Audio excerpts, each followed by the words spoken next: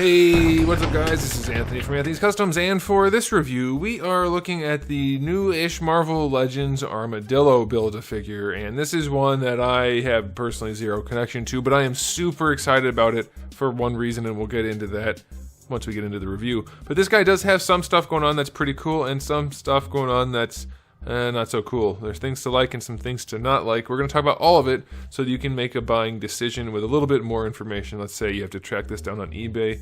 You may not want to pay too much for it, so stick around. Alright guys, let's go ahead and get this guy off the stand and take a closer look. This guy stands just about 21 centimeters to the top of his head, and that's going to make him pretty close to, let's call it a little over 8 1/4, a little under 8 1/4 inches.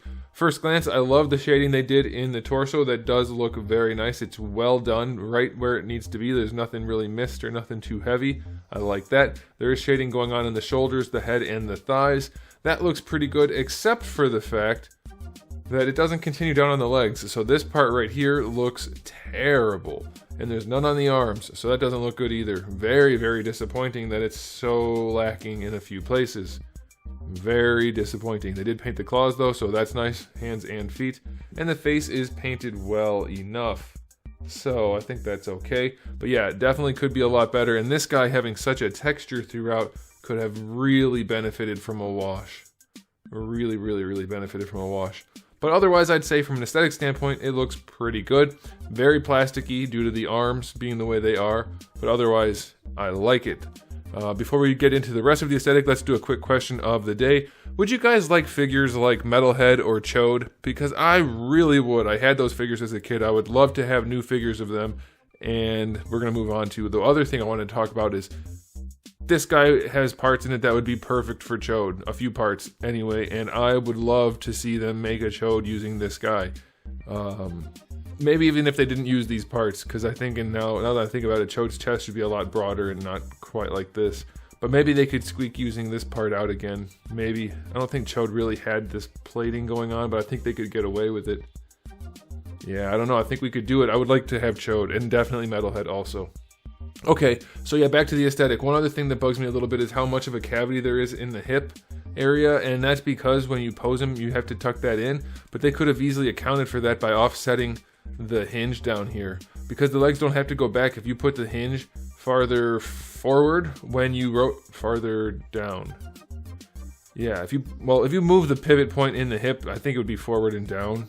Might be back, I don't have to test it, but either way, you can move the pivot point out of center so that when you rotate the hip, it drops it rather than just going straight up.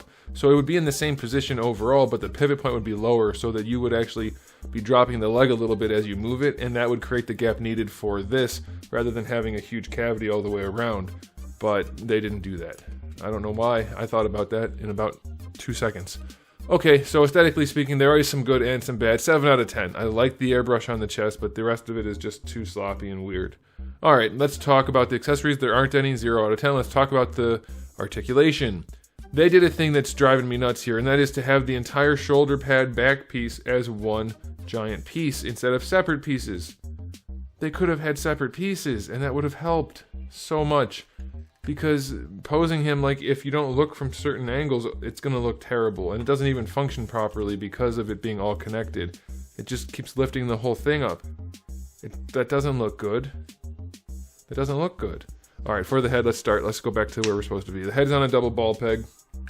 Big ball peg, but very far recessed into the neck. It should be higher up.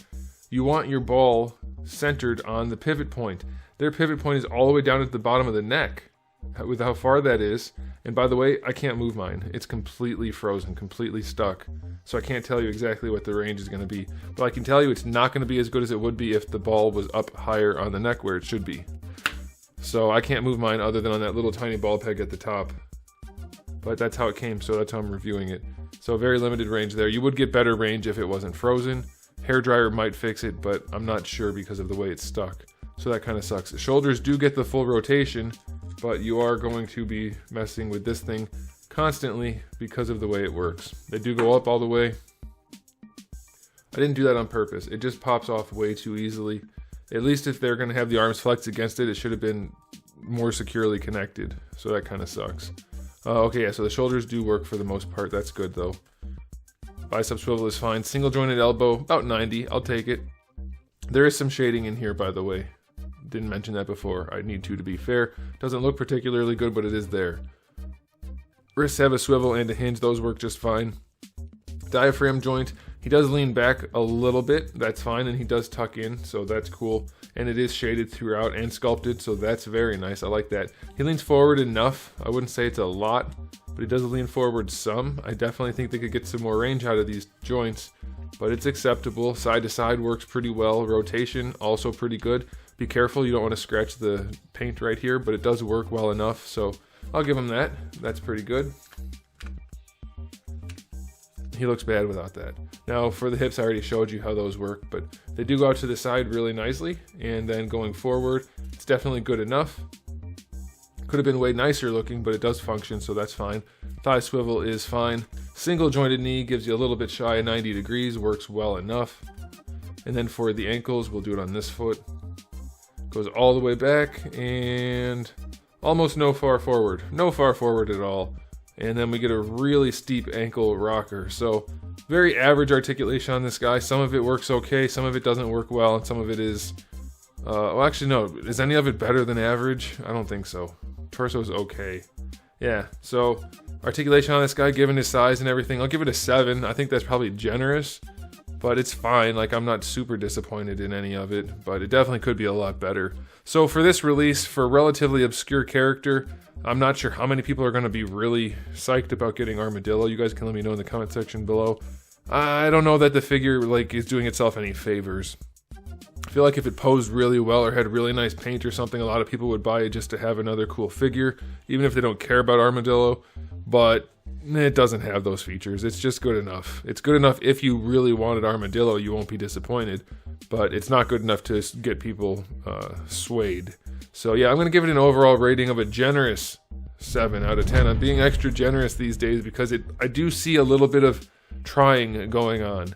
We do have a lot more airbrushing going on, things like that, but it's still just, it's kind of fallen short for me. But 7 out of 10, that's my final verdict. You guys can let me know what you think in the comment section below. Thanks for watching, guys. If you enjoyed the video, please do give it a thumbs up. If you didn't, give it a thumbs down. And if you haven't subscribed, you might want to. I have new videos almost every single day. Pretty much I've been doing every day since before Christmas, I think. I'm going to keep doing that as long as I can. So yeah, I'm back to saying every day, but we have videos every day. And for the days I don't, for some weird reason, I do have thousands and thousands already on the channel, so you can check those out. So make sure you come back for all of that. And in the meantime, keep collecting.